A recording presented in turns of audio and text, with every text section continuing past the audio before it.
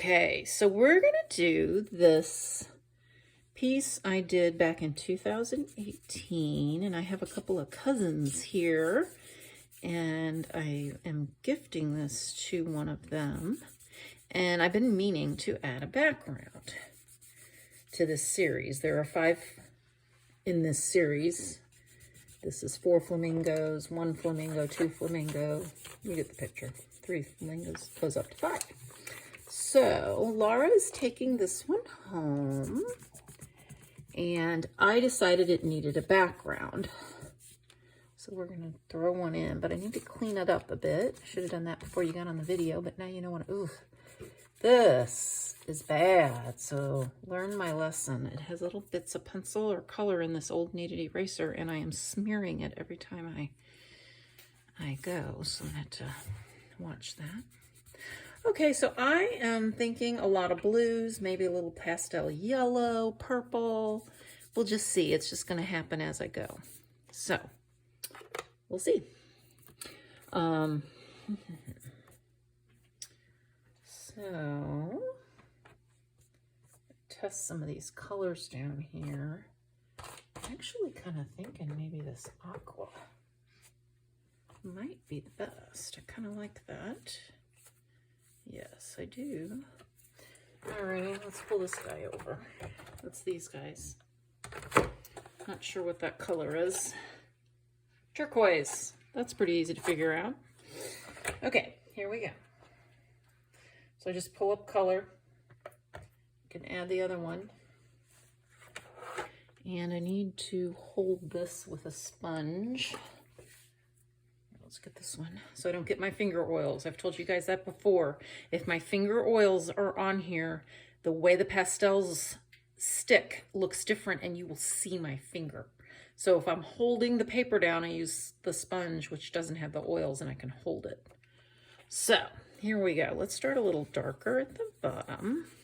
And yes, I am going right over the piece of art because this original piece was done in Derwent Inktense watercolor pencil.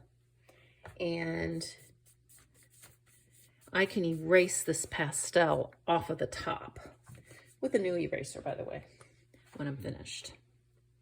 So there is no reason to sit here and try to go around. It's going to look much better when I'm making these streaks going back and forth to kind of be watery if I go back and forth like this. If I smush up around things, it's going to look smushed up around things, and it's not going to look like water. So you've got to go in the direction of what you're creating. Whoops, there we go. You guys are quiet over there. Fascinating. See, this is when you see, it's easier than it looks. Yeah. Okay. I'm just playing. So, what? I love to play with eyeshadow colors and combinations. That's what unexpected this looks like. And it reminds me of doing that. My girls thought I wanted eyeshadows for Christmas. I had put these on my Christmas list when another artist told me about them, the panpastel, and I just asked for this little 5-pack of some basic colors, and there was a bright red and a bright blue, and the girls are like, Mom, we saw this on your wish list, and it's kind of weird. So are you getting into some strange makeup? I said, no, those are art supplies. It's not a mistake. My account has not been hacked. So, and I loved them. I've never liked working in pastel, and now this is one of my new favorites. So, kind of like that purple. And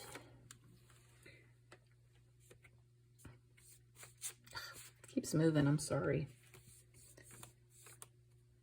There we go. Okay, now there's a bit of green in there. Okay, alrighty. Get some yellow.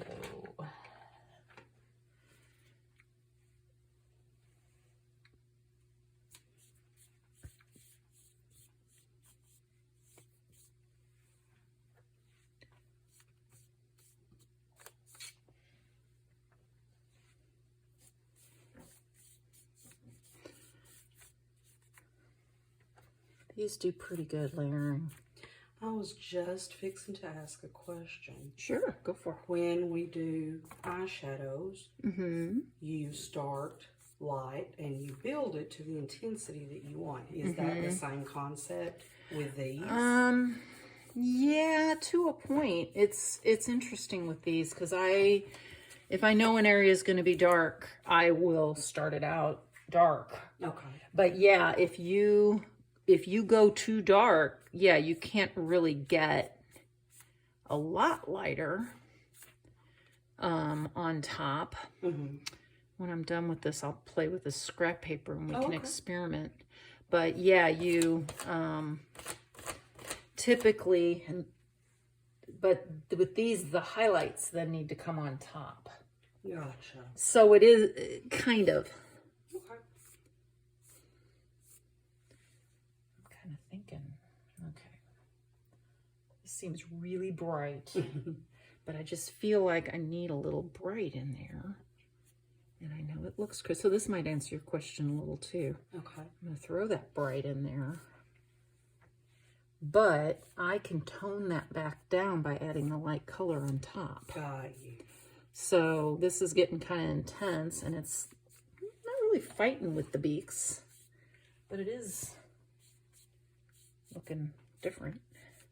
If I come back in, I'm cleaning my sponges on this paper. I line my workstation with with brown paper. I know you can't see that on the video. Because these are so stained, you can't really tell.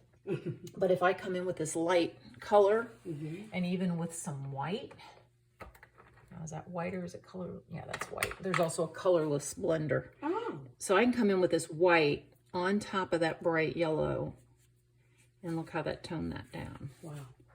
And it almost makes it as light as this one. Right. So the light colors, but I can then also come back in and go, no, I wanted that bright. I see. So these layer, they're very almost transparent in their layering, but you can tone them the other direction again. And they're erasable. Well, that's so yeah, wonderful. They aren't quite working like eyeshadow. You'd think I would be crazy into eyeshadow because I like art and color. And I don't.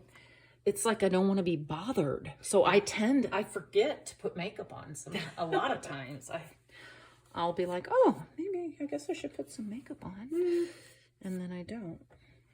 And I always feel like it looks funny when I do the eyeshadows. I feel like I don't know what I'm doing. There we go. I don't know either. I just play till I like it. Yeah, well, yours always looks good. Well, thank you. Okay, I think I would like some deeper purple. Got that. Let's do just a bit deeper and see if it's too much. Ooh, that's not bad. Kind of like that. A little bit there. There. Ooh, I like that yellow with the purple. And yellow and purple are complementary, so that works. I like that. It's beautiful. Doesn't look like anything you'd expect to see in the sky, because these are not any flamingos you would expect to see. Right. So, you know, that works. Kind of gives it a pretend horizon line there. Okay. I think I'm liking that. I like that it goes up into this gold. Whoops. The only thing I was still thinking was maybe a little pink. Let's see if we want a little pink here and there. Yeah.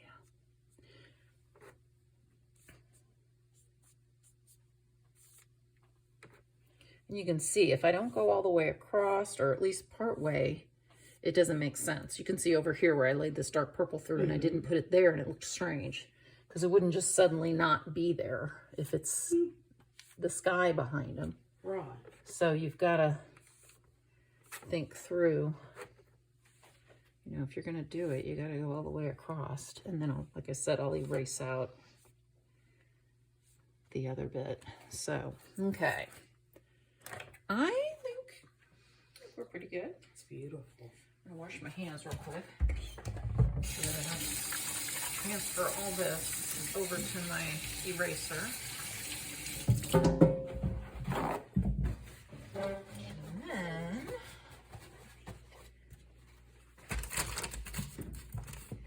alrighty, let's see if we can get some of this dust off of here. See how it comes right up? That amazes me. Isn't that cool? It is. That's why the more I use this medium, the more I love it, because I can do so much. Right. I can spray. If I was working in layers or traditional colored pencil, like quite often if I'm doing a portrait, when I did this winter, was a memory portrait for someone, and I started with the pastels because there's no wax content. Right. And then colored pencils have a waxiness, and at some point that bloom of the wax you cannot lay down anymore. Oh. And so you've got to just be ready for that to happen. Whereas with the pastels first, that lays down those base layers, then you can come in with the colored pencil and get your details in. Huh. And there's not so much wax. You can also put, these are the Derwent Inktense watercolor pencils that I did these flamingos in.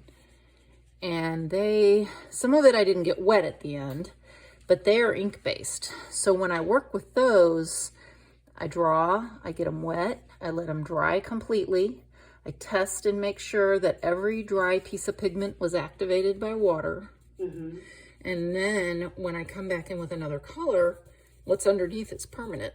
Oh. And that's why I can put yellow with purple and it doesn't turn brown. It should turn brown and be muddy. And it only gets that way if I want it to be, because I'll purposely add those two colors together dry and then mix them with the water. So that's how I get these pure colors. And that's also how I can put this on top, and what's underneath is permanent.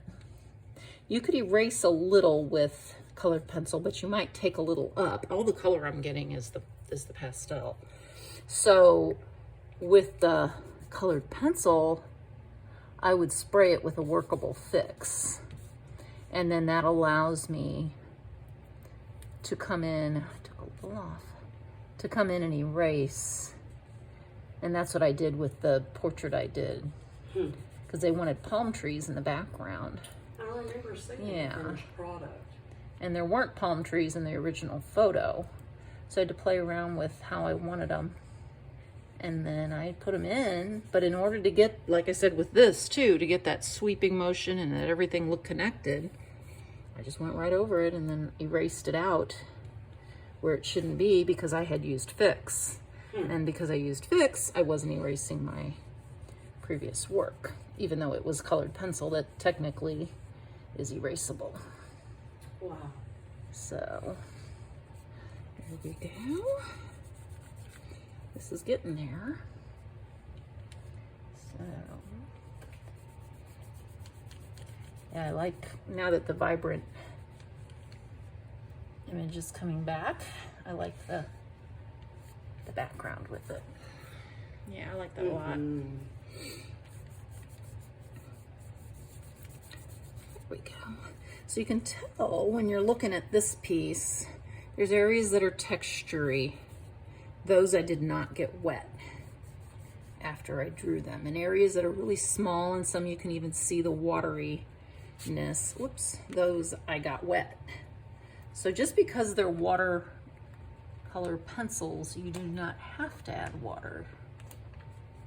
So quite often I will finish a piece with the dry pencil and just never get it wet, because I like that bit of texture. Just depends on the piece and what I'm doing. I don't usually know until I'm there what I'm going to do with it. I'll have an idea, but it usually grows as I work. This was definitely one of those, this whole series. Alrighty, I think we are almost finished. Okay. said I was going to use a new eraser and I didn't. I just used this one, but it was a different one than the one that had all those hunks in it. So, okay, am I missing anything? I think his tail I didn't quite get. Oopsie daisy. Okay, did I wipe anything off? Yeah, there's a little purple. It rubbed weird. So I hit it with the eraser. Yeah, I think that turned out pretty good. I like that. Really like it. Looking at it through the video gives me a different look at. I like it with the color. I hope you do. It is so beautiful. I literally gave it to her and then said, "Oh, by the way, I want to change it." So I yeah, will treasure that. it was technically forever. hers when I said I wanted to change it, but you know. So there it is. That's it. Gorgeous. And thank you so you're very much. welcome. Now let's just for a second see what happens.